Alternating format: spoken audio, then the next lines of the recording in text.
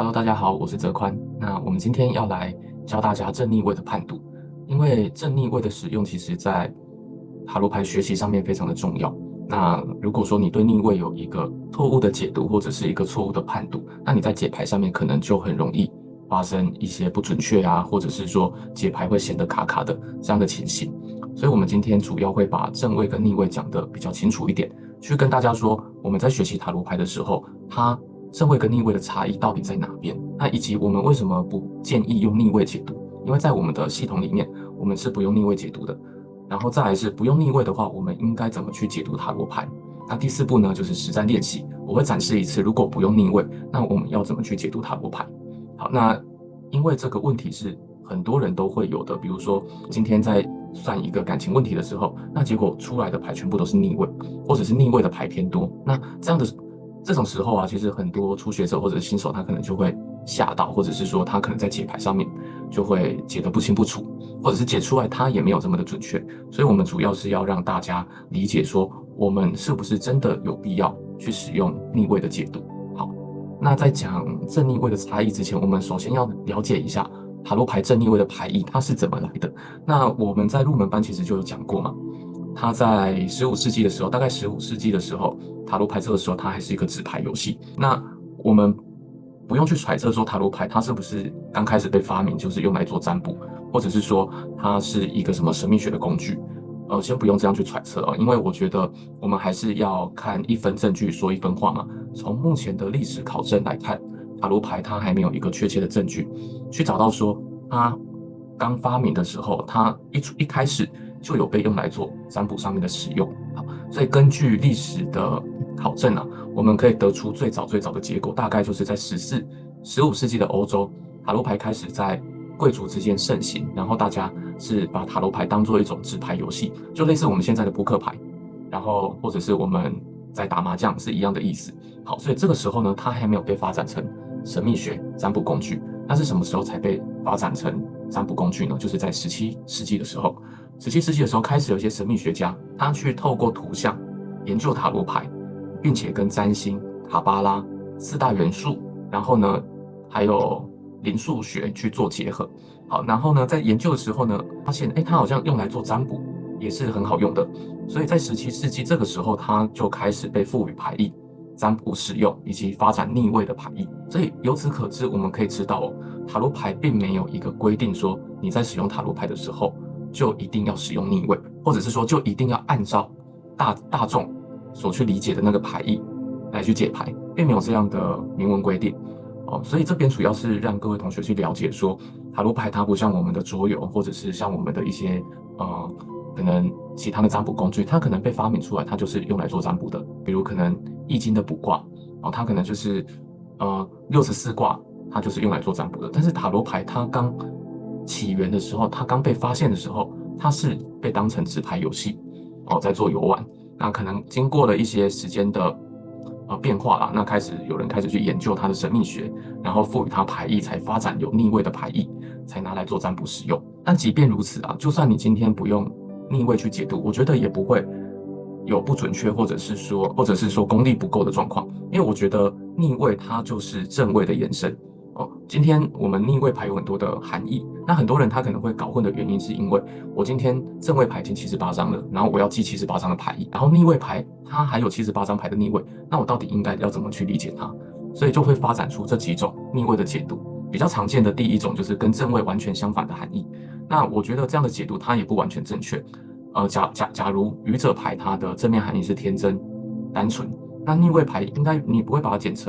不会解读为就是比较险恶，或者是说没有那么天真、心机重这样的情况，应该是不会这样的去解读了。所以这种相反的含义，它其实没有办法适用在每一张牌的逆位。好，那第二种呢，就是较正位含义的作用减弱啊，也就是说它的能量可能没有正位的含义这么的强。假如它的能量是一张很有智慧的牌。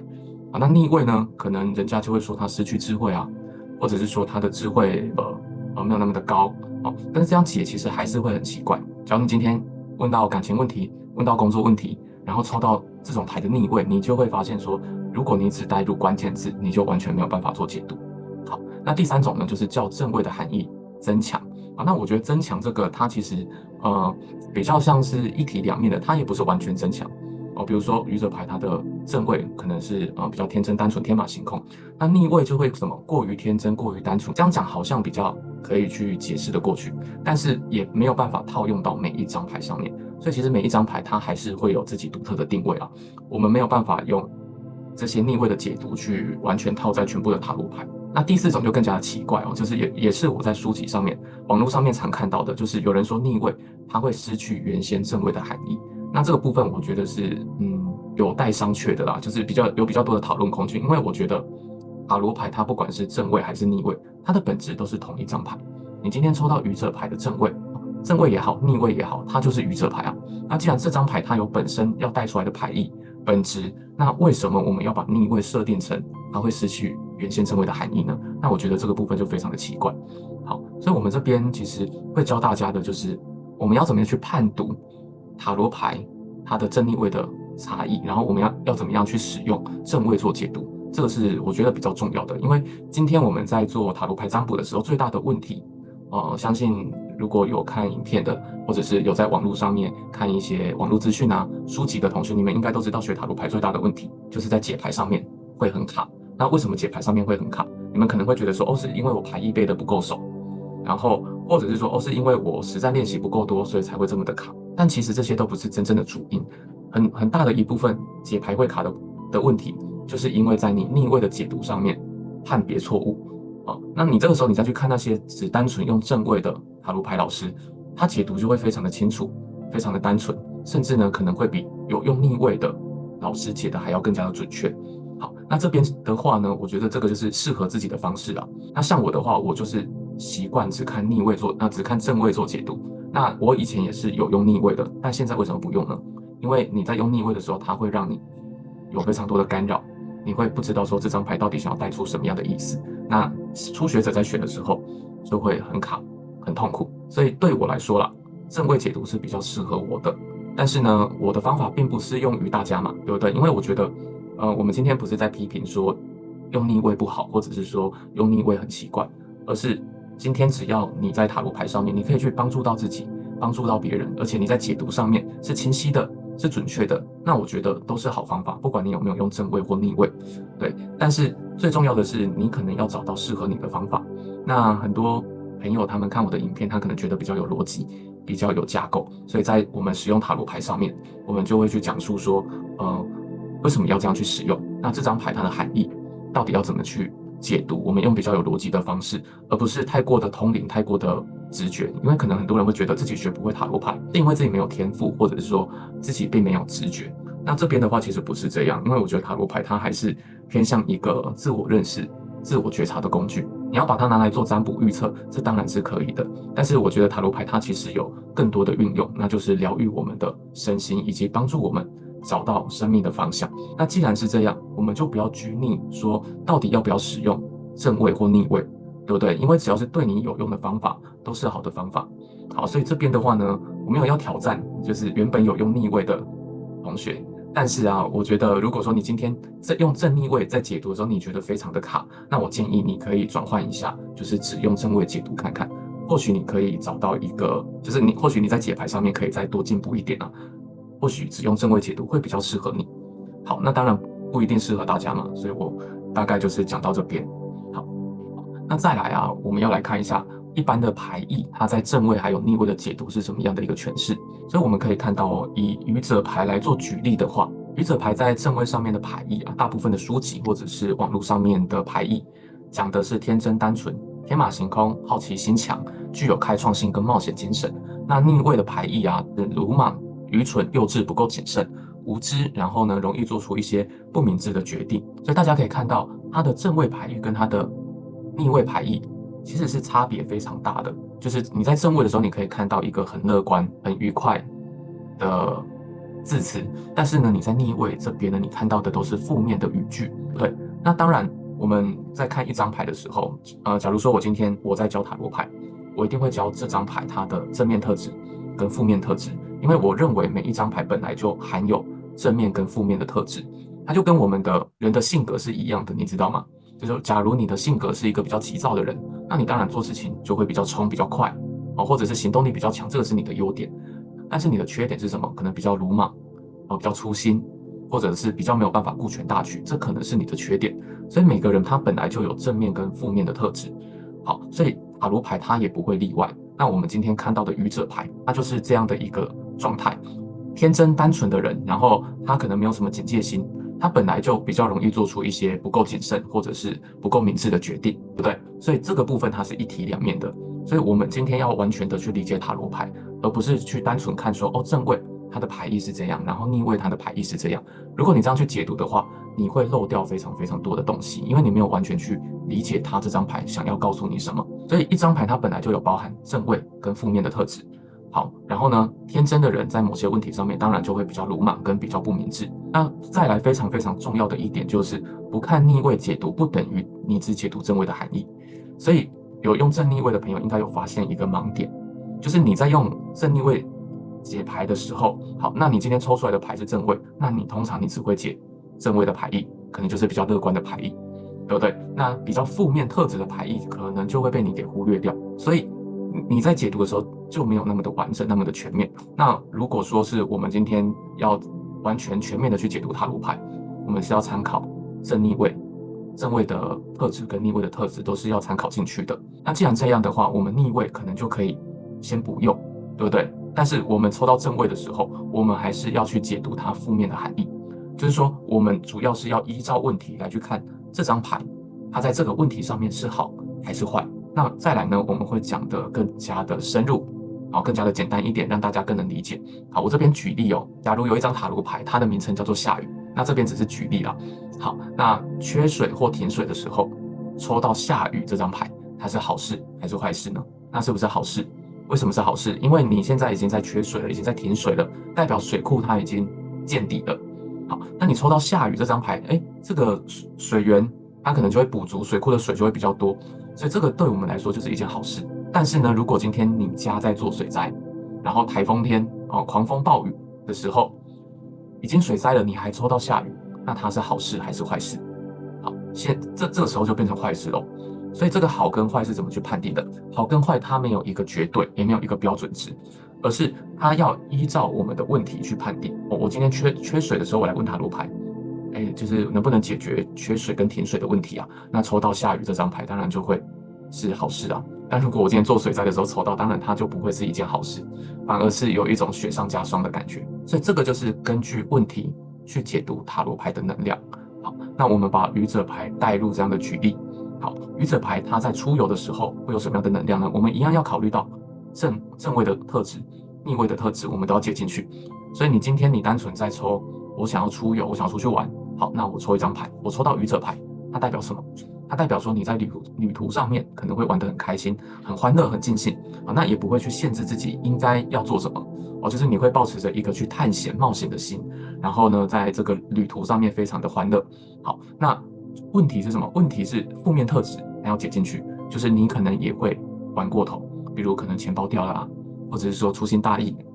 就是迷路啦之类的，这个就是你在出游上面有可能会发生的问题。所以我们在一张牌上面，我们要同时解它的正面的特质、负面的特质，而不是今天抽到正位，然后我们就只解正位的特质，负面的特质就不去管它。这样的话，你大概就只有解一半，那你另外的一半就没有解到。那第二点，我们来看一下谈恋爱的时候抽到愚者牌会有什么样的问题呢？好，那我知道大部分网络上的牌意或者是塔罗书籍啊，它都是写愚者牌正位，感情上面有新的开始比较乐观，然后呢，可能就是玩得很开心很欢乐，所以大家会以为愚者牌的正位就是感情会很好的意思，但是它并不是这样愚者牌它在谈恋爱的时候，它的确你会跟你的伴侣玩得很开心然后你们在相处上面可能很欢乐，不过有一个问题就是在感情上面三心二意，不够专注，变动比较大，感情呈现一个不稳定的状态。为什么？因为愚者牌它本来就是一张变动性大，然后呢，就是比较像是居无定所，然后飘来飘去的牌。所以你谈恋爱抽到这一张，如果你只是想要玩玩而已，那我觉得愚者牌可能就很适合你。为什么？因为你今天就抱持一个我在谈恋爱，我只是想要玩玩，我没有想要稳定下来，那这个就非常符合愚者牌的牌意。但如果今天你是想要稳定下来，你是想要结婚的，你想要跟你的伴侣可以长长久久的，可以走一辈子，那你抽到愚者牌，它就不会是一个很好的牌。为什么？因为它不稳定，他还想玩，他还有很多的变数哦。甚至呢，你们在暧昧的时候，可能也不容易可以稳定交往下来。这个就是愚者牌他在谈恋爱上面的负面特质哦。所以不要看到愚者牌的正位，然后就把它往所有正面的方向去解，这样的话你就会漏掉他应该注意的事情啊。那一样，你放到工作里面，他就是心不在焉，想要跑出去玩，或者是在工作上面比较不负责任，不按牌理出牌啊，那本身可能也是一个怪咖。好，所以在工作上面，他也不是什么工作就可以飞黄腾达升迁加薪，并没有这样的牌意啊，对不对？就是你抽到愚者牌，你不会说它是财运很好的牌，是事业很好的牌。为什么？因为它呈现一个不稳定变动，甚至他可能还会想要去尝试其他工作。所以他在工作上面的时候，你要去理解你在工作上面是想要玩，还是想要稳定的赚钱。如果只是想要玩，那抽到愚者牌就会很好。但如果你要稳定的赚钱，抽到愚者牌就是没有办法稳定下来，还有很多变数。假如你今天是自由业、旅行业，好，那你抽到愚者牌，常常在外面跑来跑去的，这个就是适合你的能量。好，那假如你今天是公务员、警察、军人，你抽到愚者牌，它就不适合你。为什么？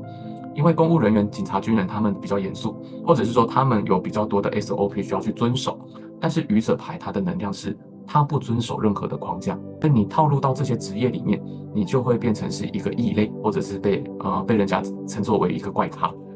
这样的一个情况哦。好，那我们来讲一下为什么我们不用逆位解读。好，第一点，因为没有规定要使用逆位才会准。我们前面有讲到，塔罗牌它并没有一开始发明，它就跟你说给我使用逆位，好，并没有这样的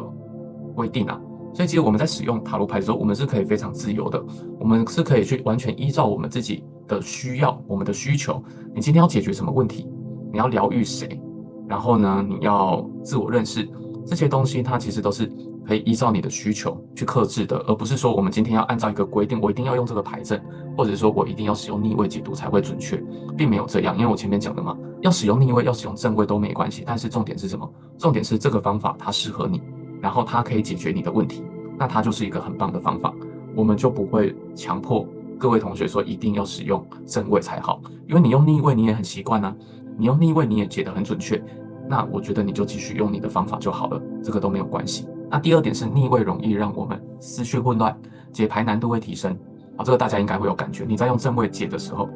都很顺啊，那你觉得你要用逆位去解，突然好像变难的，而且大家会有个迷思，会觉得我要使用逆位解读，我才比较专业；我要使用逆位解读，我才比较厉害。但是其实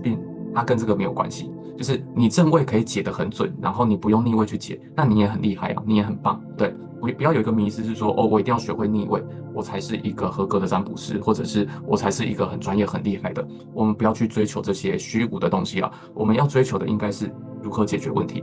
如何疗愈自己，如何满足自己内心的需求。那第三个问题就是解逆位容易让你忽略正位的牌意，你会容易往反方向思考。那这个时候你在解逆位的时候，你完全把正位的牌意给抛弃了，给丢掉了。这个时候呢，会让你脑袋会更加的烧脑，会更卡哦。好，那第四点呢，就是过度美化的正位牌意会让你忽略这张牌的负面特质。比如说太阳牌，太阳牌的正位含义是不是非常的光明自信？非常的好，但是你通常抽到太阳牌的正位，你也不太会去解它负面的特质，对不对？你不会去解它说可能比较自我、比较自大、比较爱自己，或者是说比较把重心放在自己身上，而没有放在别人的身上。就是说，太阳牌它其实还是有一些负面的特质，我们都是要一起去参考的。好，那第五点是不使用逆位解读的时候会更准确，因为你少了逆位的干扰。你就不会说，我还要去思考逆位是什么意思？它到底是相反、减弱、增强，还是变成是一种完全不一样的牌意？你就不用有这种烦恼。但是你要解读的更准确，是需要有系统的。所以我们这边为大家下一个结论哦，就是不管你有没有用正逆位解读，能够帮助个案解决问题的方法，就是好的方法。所以你不要去拘泥，说我一定要使用什么样的方法才会准，才是对的。因为我看到很多的学习塔罗牌的老师，他们可能会互相争论。谁的派系比较强，谁的方法、谁的系统比较厉害。但是我是这样认为啦，就是每个人有每个人适合的方式，所以大家没有必要互相攻击，或者是说没有必要说就是只有自己的才是最厉害的。所以我们在使用塔罗牌上面，我们就是保持着一个比较开放的心态，跟自我认识就是我们把重心放在如何解决问题、如何面对自己上面，而不是放在谁比较厉害、谁比较准确。因为如果你把重心都放在这个地方上面，哇，失焦了，失去方向了。你在追求一个就是虚无的东西，你在追求一个我很厉害，追求我在解牌的时候我是一个最强的老师，那这个时候他就失去你原先要使用塔罗牌的初衷了。好，那这边我要来示范一次，如果我们不用逆位解读，要怎么去解读塔罗牌？好，那这边我们会用的是入门的3张数字牌的综合解读，来帮大家解读一次，让大家看一次我们要怎么去解这些牌。好，那如果今天我们上进阶课的话，我们就会教你完整78张牌的系统，你要怎么面对你的个人课题，还有你的心态是什么，别人的心态是什么，还有整体运势的发展，以及未来事件要怎么去预测跟解决问题的方法。但是我觉得我们今天用单纯的3张数字牌会更加简单，让各位理解。那如果说你是想要更了解进阶课程的，那也可以私讯我，或者是说私讯我的 IG、脸书或者是 LINE 我都可以。那我们来看我们抽到3张牌，我们全部都用正位去解读。这3张牌是圣杯5、权杖10跟钱币9，所以我们可以看到一张水元素、一张火元素、一张土元素。我们在解牌的时候，我们都是首先会看的就是元素。好，元素看完之后呢，我们会去看它的数字。比如说数字来到5就是一个混乱的阶段，数字来到10呢就是一个结束的阶段，来到9就是一个极致极端或者是很多的阶段。好，所以我们可以解这个问题放在感情里面。好，圣杯5就是他对感情已经失望了，他有一种失去的感觉，他没有那么对感情在抱持着期待，所以他现在心情是非常沮丧的。然后来到下一张权杖10，代表感情让他压力大，让他很辛苦，让他很劳累，那也代表说他的热情正在冷却。好，所以权杖10来到了一个热情冷却的阶段。那最后呢，钱币9他想要把重心放在自己的身上，想要多爱自己一点，想要把他可能赚来的钱，或者是说在物质上面的享受，给多一点，给自己多一点的爱，给自己多一点的时间。所以在感情上面，他是好还是坏？我们不能去看说他是好还是坏，为什么？因为他最后是呈现一个爱自己的状态，但没有跟他的伴侣有一个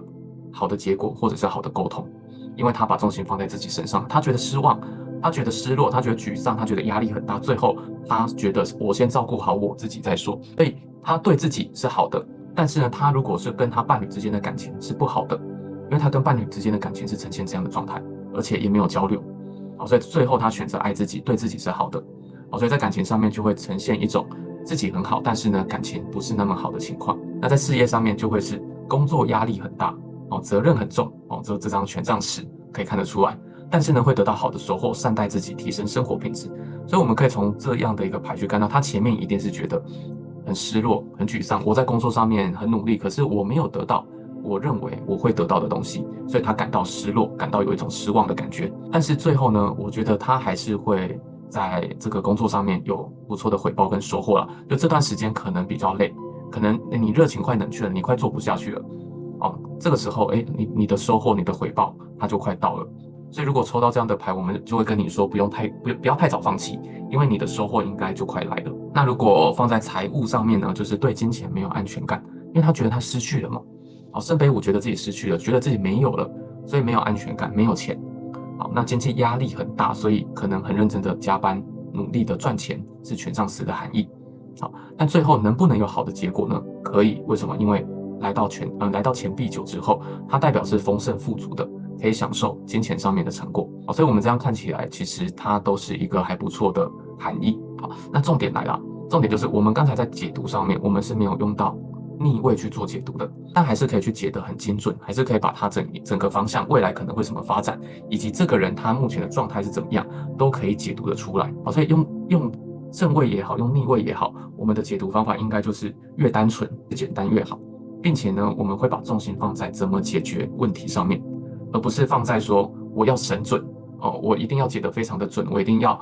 把这个所有的技术啊、正位、逆位啊，或者是这种什么吉普赛14牌阵啊，全部用上，我才是一个很厉害的占卜师。并没有，我们主要就是可以解决问题，然后可以用简单的方式去诉说可能会发生什么样的事情，那我应该怎么去应对，我应该怎么去解决我的问题，这个才是我觉得要放在第一位的。所以这边我跟大家做一个今天课程的总结。今天课程总结就是我们正位、逆位的特质其实都要看。我们今天如果只用正位在解牌的时候，正位、逆位的特质都要看，你才会解得更加的全面。那再来是你要依照问题去解读这个牌意是好还是坏。就像我刚才说的，下雨天啊，你抽到一张牌叫下雨，那你是什么时候抽到？你是在干旱的时候抽到，还是在做水灾的时候抽到？不同的问题就会带来不同的情况，所以它的发展是好是坏，就会根据你的问题来去诠释。然后呢，最后是你要依照你个人的心态环境来看这张牌适不适合你。就是你是喜欢下雨的吗？还是你是喜欢晴天的呢？啊，你是喜欢下雨的，你抽到下雨，你就会很开心；你是喜欢晴天的，你抽到下雨，你就会不开心，你就会很痛苦嘛。就像我刚才说的，你抽到愚者牌，那你是想要玩，还是你想要稳定下来？如果你只是想玩玩而已，那我觉得抽到愚者牌可能对你来说是好的。但如果说你是想要稳定下来的话，抽到愚者牌对你来说并没有那么的好，因为它代表变动性还很大。好，那我们今天课程就教到这边，有任何的问题都可以加我的 IG，加我的脸书来跟我做询问。那谢谢大家，拜拜。